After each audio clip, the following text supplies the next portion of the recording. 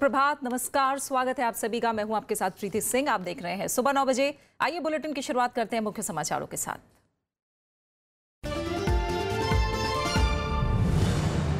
12 घंटे की चर्चा के बाद एनडीए सरकार के खिलाफ 199 वोटों के अंतर से गिरा अविश्वास प्रस्ताव। प्रधानमंत्री ने देश के 125 करोड़ लोगों की बताई जीत। अमित शाह ने कहा, विपक्ष की हार में 2019 के चुनाव की झलक।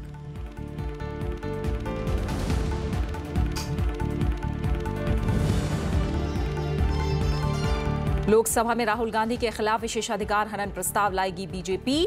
संसद को गुमराह करने का आरोप। राहुल गांधी ने रक्षा मंत्री निर्मला सीतारमण पर राफेल सौदे को लेकर देश से झूठ बोलने का लगाया था आरोप।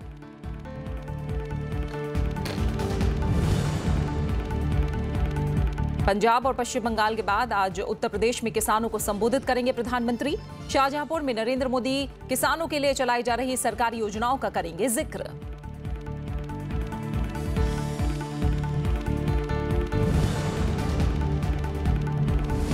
जोहानिसबर्ग में अगले हफ्ते ब्रिक्स शिखर सम्मेलन में प्रधानमंत्री और चीन के राष्ट्रपति की होगी मुलाकात। व्यापार पर अमेरिकी संरक्षणवाद और साझा हित के मुद्दों पर चर्चा की उम्मीद। चीन के विदेश मंत्रालय ने दी जानकारी।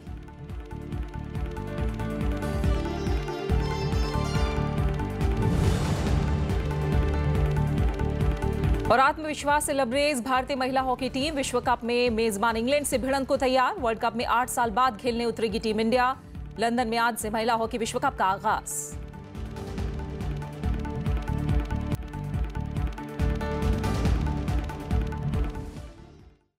संसद में लोकसभा में नरेंद्र मोदी सरकार के खिलाफ लाया गया अविश्वास प्रस्ताव गिर गया है। सबसे पहले इसी से जुड़ी कुछ अहम खबरें।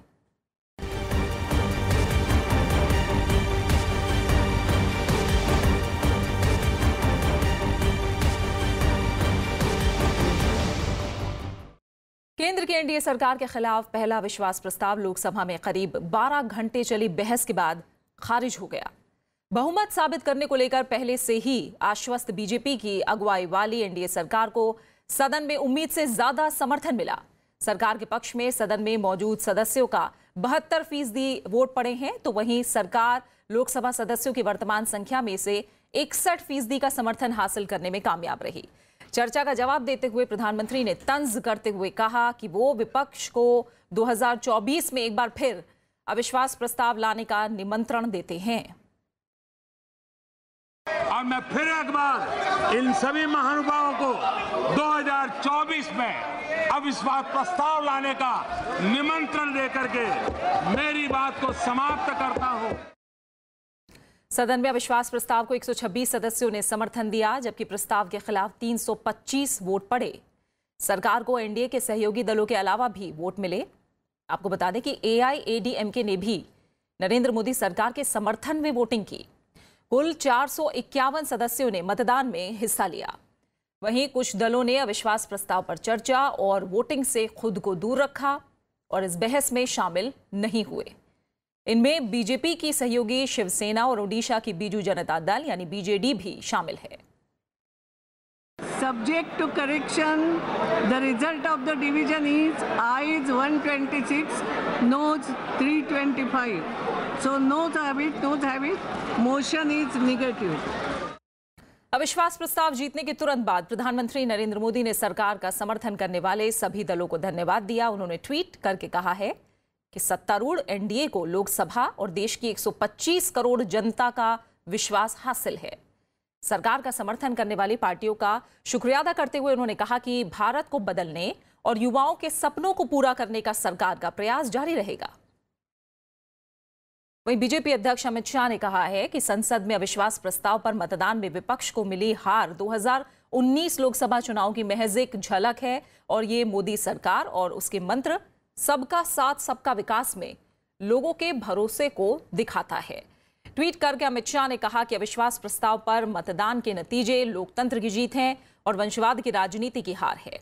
उन्होंने कहा कि बिना बहुमत और उद्देश्य के कांग्रेस पार्टी ने सरकार के खिलाफ प्रस्ताव लाकर न केवल अपने राजनीतिक अपरिपक्वता का परिचय दिया है, बल्कि लोकतंत्र को कुचलने के अपने पुराने इतिहास को भी दोहराया है। लोकसभा में प्रधानमंत्री नरेंद्र मोदी के भाषण पर प्रतिक्रिया देते हुए कांग्रेस अध्यक्ष राहुल गांधी ने इसे कमजोर बताया। वहीं पूर्व कांग्रेस अध्यक्ष सोनिया गांधी ने कहा कि प्रधानमंत्री के भाषण में पुराने नारों के अलावा कुछ भी नया नहीं था। संसद भवन से बाहर जाते हुए पत्रकारों के सवालों के जवाब में सोनिया गांधी और राहुल गांधी ने ये बात कही। The Prime Minister, in his 2-hour address, did not address any of the woes or any of the travails of the common man on the road. What the BJP says and what the BJP does is a difference between the reality and what they try and conjure up. And that is the signal that has gone to the common man on the street. सदन में विश्वास मत हासिल करने के बाद हमारे संवाददाता नवविक्रम सिंह ने संसदीय कार्य मंत्री अनंत कुमार से खास बात की। अनंत कुमार जी, आज क्या संदेश आप देखते हैं?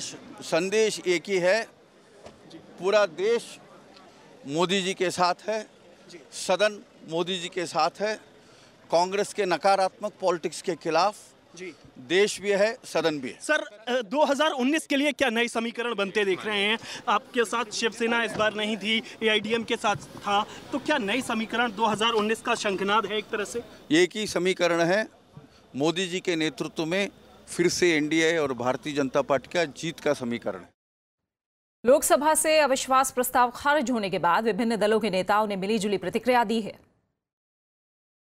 देश की जनता का विश्वास मोदी सरकार पर है और वही सदन में भी दिखा। He knew exactly what he was going to say even before we said anything. So it's a scripted act by the Prime Minister. दरअसल मोदी जी का भाषण बिल्कुल राजनीतिक भाषण, और 2019 में वह किस रूप में सामने आएंगे उसका प्रतिछाया है, और उनकी सरकार की उपलब्धियों और किस आधार पर वो जनता के बीच जाना चाहते हैं यह है।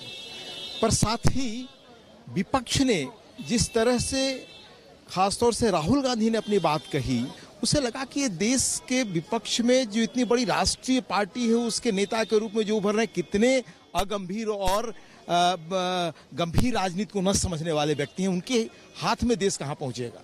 और जो लोग साथ ना भी हैं वो साथ आ जाएंगे। 2019 का चुनाव फिर से व्यापक बहुमत से और 2/3 बहुमत से नरेंद्र मोदी जी के नेतृत्व में हम जीतेंगे, और ये कांग्रेस का तो दांत झड़ गया। और आइए इसी पर बात करते हैं। हमारे साथ स्टूडियो में खास मेहमान इस समय मौजूद हैं। विजय त्रिवेदी, वरिष्ठ पत्रकार, हमारे साथ जुड़े हुए हैं। विजय जी, स्वागत है आपका राज्यसभा टीवी में। सभी जानते हैं कि सरकार और विपक्ष दोनों के लिए ही परीक्षा की घड़ी थी। आपके नजरिए में क्या संकेत और संदेश मिले हैं अविश्वास प्रस्ताव और उसके नतीजों के जरिए? दो बातें बहुत साफ है। एक तो विपक्ष ने जिस तरह से अविश्वास प्रस्ताव को रखा और जो तैयारी की वो बहुत कमज़ोर थी, क्योंकि जितना वोट, ये तो साफ ही था अविश्वास प्रस्ताव को रखे जाने से पहले भी और जब वो चर्चा शुरू हुई तब भी, कि सरकार को, मौजूदा सरकार को कोई खतरा नहीं है, वोटों के हिसाब से देखा जाए, वोटों के लिहाज से देखा जाए। लेकिन कम से कम जो प्रस्तावक है, जो विपक्ष मिलकर काम करना चाहता था, वो यूनाइटेड होता तो शायद एक बेहतर मैसेज जाता। 144 वोट थे विपक्ष के पास, जो आंकड़ा देखा जाए उसमें से भी 126 वोट मिले हैं। यानी बहुत सारे जो लोग थे, या तो कुछ पार्टियों ने उनको वोट नहीं डाला या गैर हाजिर रहे और साथ नहीं आए, तो इसका मतलब तैयारी नहीं की गई थी।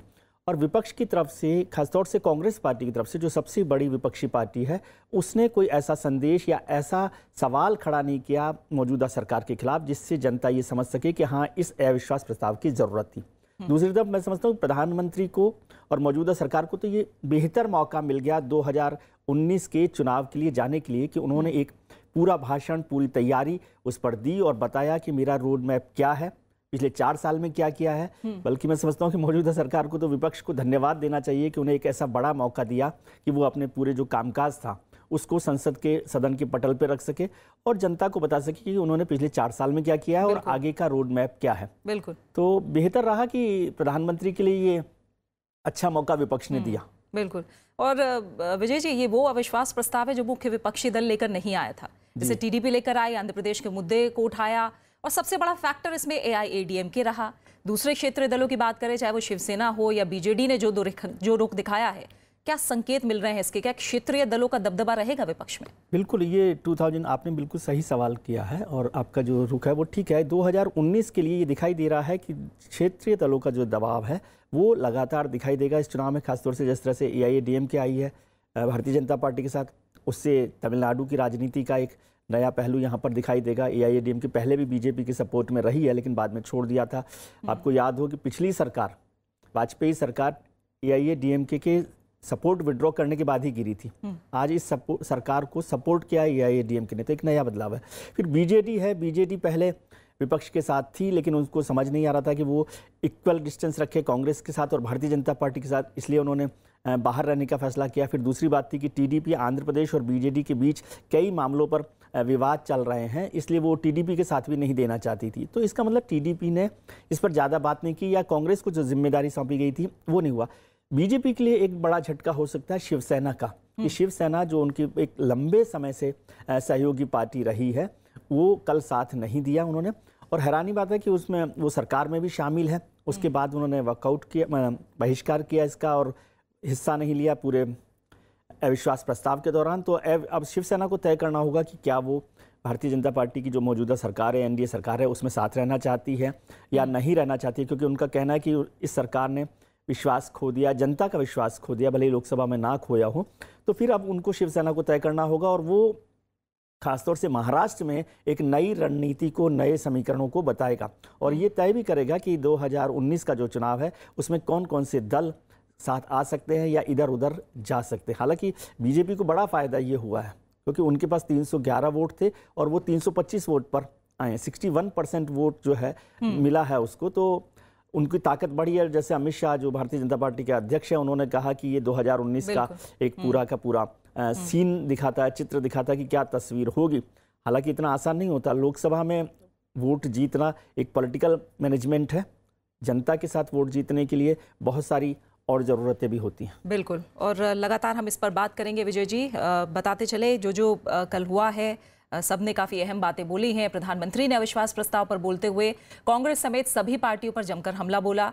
उन्होंने कहा कि पिछले 4 साल में देश में NDA सरकार के विकास कार्यों के बावजूद विपक्ष ने सिर्फ अहंकार की वजह से यह अविश्वास प्रस्ताव लाया। प्रधानमंत्री ने कहा कि ये परीक्षा सरकार की नहीं बल्कि विपक्ष की एकजुटता की परीक्षा थी। हमें तो अपनी बात कहने का मौका मिल नहीं रहा है, लेकिन देश को ये भी चेहरा देखने को मिला है कि कैसी नकारात्मकता है, कैसा विकास के प्रति विरोध का भाव है,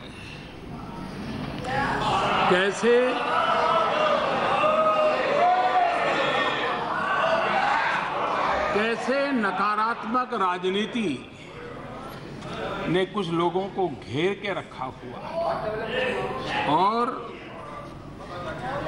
उन सब का चेहरा निखर करके सज धज करके बाहर आया है।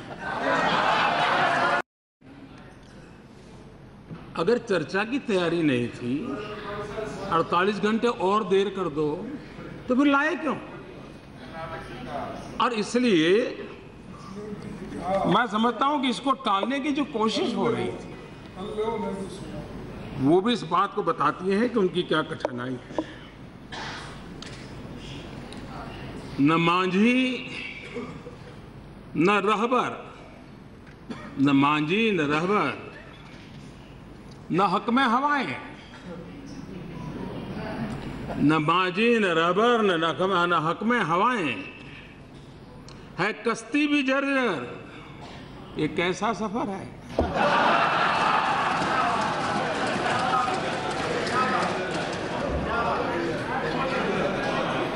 कभी तो लगता है कि ये सारे जो भाषण में सुन रहा था, जो व्यवहार देख रहा था, मैं नहीं मानता हूं कि कोई अज्ञानवश हुआ है।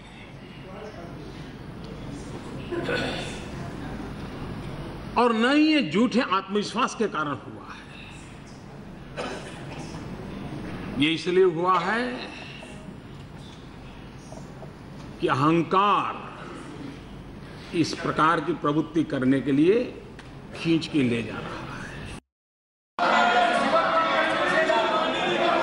अध्यक्ष महोदय जी,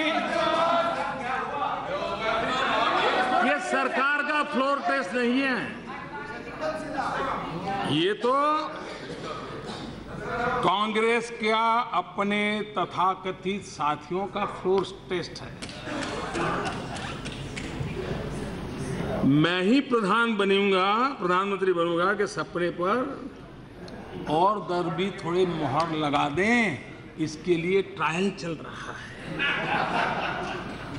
आके आपसे मिले, मैं बोलता हूँ इस प्रस्ताव के बहाने अपने कुनबे को जो जमाने की कोशिश की है, कहीं बिखर न जाए, इसकी चिंता पड़ी।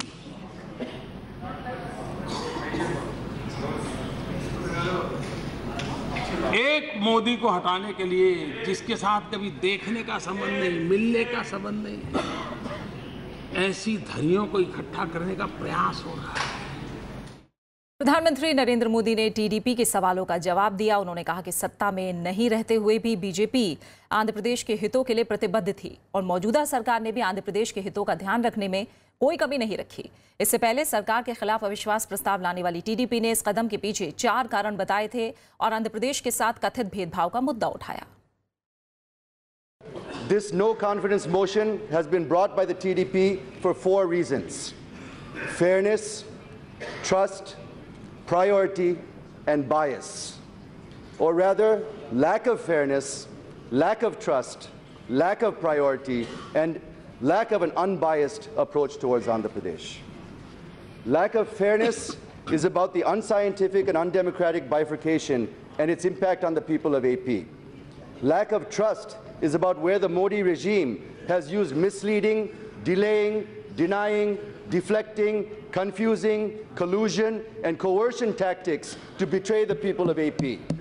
Lack of priority is how AP is getting the least priority, and lack of unbiased approach where funds given to AP are far less than what is being given to projects across India. Since nothing has been done so far on the special package, we are demanding to implement the cabinet decision on special category status to Andhra Pradesh, madam. So I wish to clarify the critics of our Chief Minister and the TDP that we're treading the right path. It is only you who are changing the goalposts for nefarious political gains. Andhra Pradesh के मुद्दे पर बोलते हुए गृह मंत्री ने कहा कि सरकार ने आंध्र प्रदेश रीऑर्गेनाइजेशन एक्ट 2014 की ज्यादातर बातों को लागू कर दिया है। उन्होंने बताया कि आंध्र प्रदेश के नई राजधानी अमरावती के विकास के लिए 1500 करोड़ रुपए और गुंटूर और विजयवाड़ा के विकास के लिए 1000 करोड़ रुपए केंद्र सरकार ने दिए हैं। एनडीए सरकार आंध्र प्रदेश रीऑर्गेनाइजेशन एक्ट और स्पेशल असिस्टेंस पैकेज में किए हुए हर कमिटमेंट को पूरा करना चाहती थी, लेकिन टीडीपी ने अपनी विफलताओं को छिपाने के लिए यू टर्न किया। टीडीपी एनडीए से निकले, चंद्रबाबू से मेरी फोन पे बात हुई और मैंने चंद्रबाबू से कहा था कि बाबू आप वाईएसआर की जाल में फंस रहे हो। वाईएसआर के चक्र में आप फंस रहे हो। झगड़ा उनका वहां का है, उपयोग सदन का किया जा रहा है। केंद्र सरकार, एनडीए की सरकार आंध्र की जनता के कल्याण के काम में कोई पीछे नहीं रहेगी। उनके जो मदद कर सकते हैं हम करते रहेंगे। आंध्र का भला हो, उसी में देश का भला हो, ये हमारी सोच है। बैकवर्ड एरिया डेवलपमेंट के लिए 1050 करोड़ रुपए हमारी सरकार के द्वारा अलग से दिए गए और जरूरत होगी तो और करेंगे। चूंकि डिवीजन के समय रिसोर्स गैप बना, उसको समाप्त करने के लिए 4117 करोड़ में से 3979 करोड़ रुपए रिलीज किए गए। 2015 से लेकर 20 तक 22,113 करोड़ रुपए रेवेन्यू डेफिसिट ग्रांट के रूप में आंध्र प्रदेश को रेकमेंड किए थे।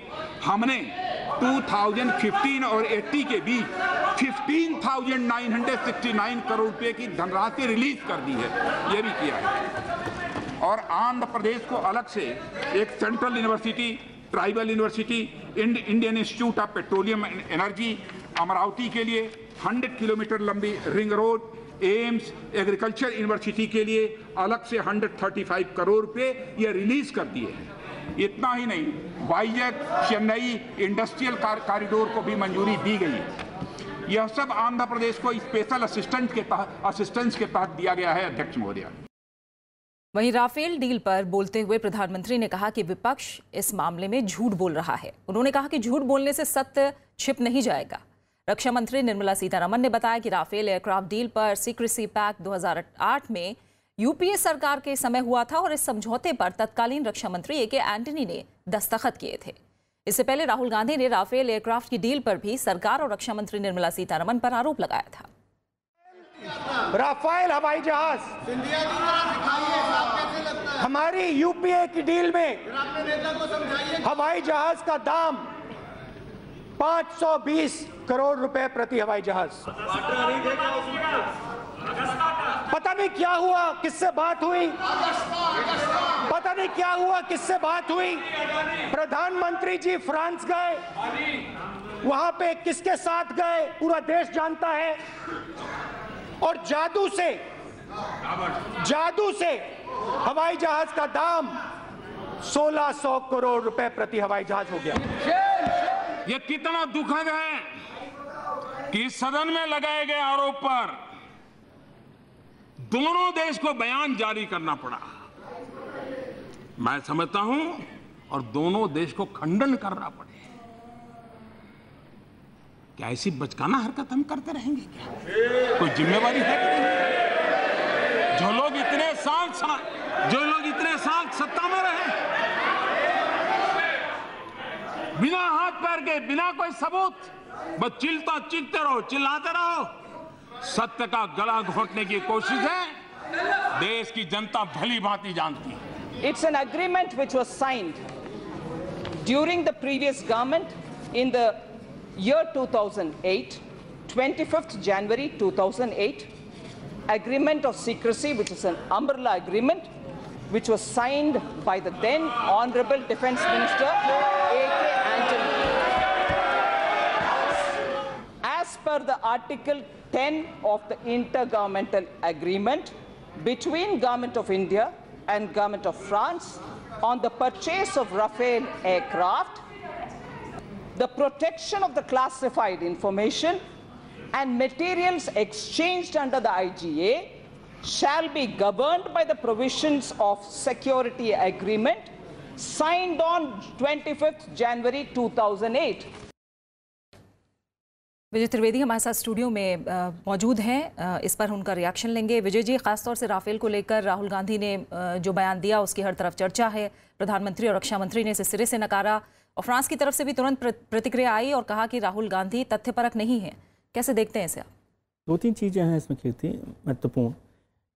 राहुल गांधी का बयान में बहुत सारे बदलाव हैं। आपको याद हो कि राहुल गांधी फ्रांस गए थे, उसके बाद इस पर चर्चा हो रही थी तो खबरें आईं और कांग्रेस की तरफ से सफाई दी गई कि राहुल गांधी की फ्रांस के राष्ट्रपति के साथ कोई बातचीत राफेल डील पर नहीं हुई। ये उस समय का जिक्र कर रहा हूँ जब फ्रांस के राष्ट्रपति से राहुल गांधी की मुलाकात हुई, तो कांग्रेस ने ये सफाई दी थी, स्पष्ट किया था कि राफेल डील पर कोई बात नहीं।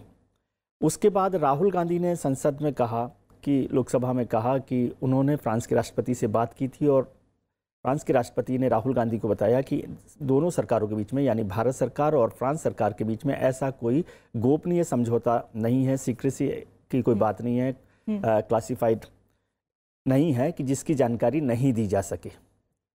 उसके बाद ये दोनों तीनों चीज़ें इस तरह की है कि एक के बाद एक गलत तथ्यों को रखा गया।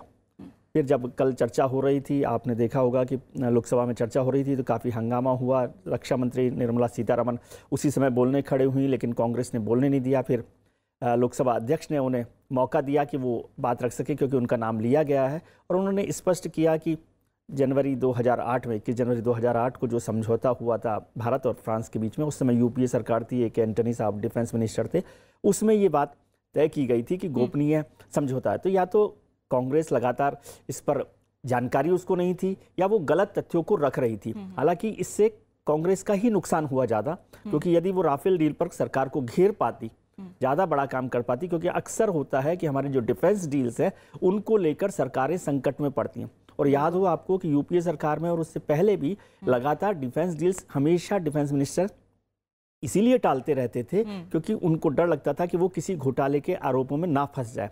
लेकिन मौजूदा सरकार के दौरान काफ़ी बड़े मामले हुए डिफेंस डील्स के, और उसमें से किसी भी मामले पे कांग्रेस जो है सरकार को नहीं घेर पाई। राफेल डील को लेकर ही बहुत बड़ा मामला था, और बल्कि उस दौरान संसद में, लोकसभा में चर्चा होती रही। बहुत सारे जो सदस्य हैं वो अगस्ता हेलीकॉप्टर की डील की चर्चा करते रहे, हंगामा शोर करते रहे। लेकिन राफेल डील एक ऐसा बड़ा मौका था, यदि कांग्रेस के पास तथ्य होते, कुछ मजबूत बात होती, तो वो सरकार को घेर सकती। बिल्कुल, और काफ़ी मुमकिन है कि राहुल गांधी को खुद अब इसे लेकर जो है सवालों के जवाब देने हो। कहीं ना कहीं राहुल गांधी के लिए विश्वसनीयता का संकट ना खड़ा हो।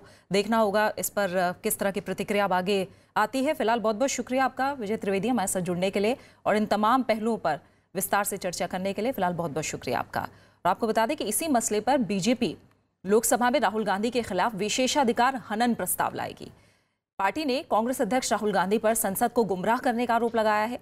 राहुल गांधी ने रक्षा मंत्री निर्मला सीतारमण पर राफेल सौदे को लेकर देश से झूठ बोलने का आरोप लगाया था। बीजेपी सांसद प्रहलाद जोशी ने राहुल गांधी के खिलाफ लोकसभा में विशेषाधिकार हनन का नोटिस दिया है। उनसे बात की हमारे संवाददाता पंचानन मिश्रा ने। सर, ये राहुल गांधी जी के बयान पर है। हाँ, राहुल गांधी जी जो स्टेटमेंट दिया है पार्लियामेंट के अंदर, उनके खिलाफ मैं प्रिविलेज मोशन मूव किया हूँ। कारण क्या है कि जो आरोप लगाए, जो आरोप बेबुनियाद आरोप उन्होंने किया है। He has said Prime Minister has cheated his own army in Doklama issue. Nirmala Sitharaman ji has lied. One particular company is benefited because of Modi ji's to the tune of 45,000 crores. He is not चौकीदार, he is भागीदार। ये सब उन्होंने कहा है, let him prove it. प्रधानमंत्री नरेंद्र मोदी ने कहा कि एनडीए सरकार के कारण ही किसानों के हित में एमएसपी आ सका। उन्होंने कहा कि कांग्रेस ने कई साल तक किसानों के हित के लिए कुछ नहीं किया। एमएसपी को लेकर भी राहुल गांधी ने सरकार पर निशाना साधा। एमएसपी का जुमला स्ट्राइक, और हिंदुस्तान के किसानों को मैं बताना चाहता हूं, हरियाणा, पंजाब, उत्तर प्रदेश, बाकी प्रदेशों के किसानों को मैं बताना चाहता हूं कि एमएसपी में प्रधानमंत्री जी ने पूरे देश में आपको 10,000 करोड़ रुपए का फायदा दिया है। कर्नाटक की सरकार ने, सिर्फ एक प्रदेश ने 34,000 करोड़ रुपए अपने किसानों को दिए। किसानों को न्यूनतम समर्थन मूल्य एमएसपी की लागत 150% करने का ऐतिहासिक निर्णय लिया गया। ये रोका था किसने? अरे आपके पास तो ये रिपोर्ट 2006 से पड़ी थी और आप 2014 तक सरकार में थे। 8 साल तक आपको रिपोर्ट याद नहीं आई।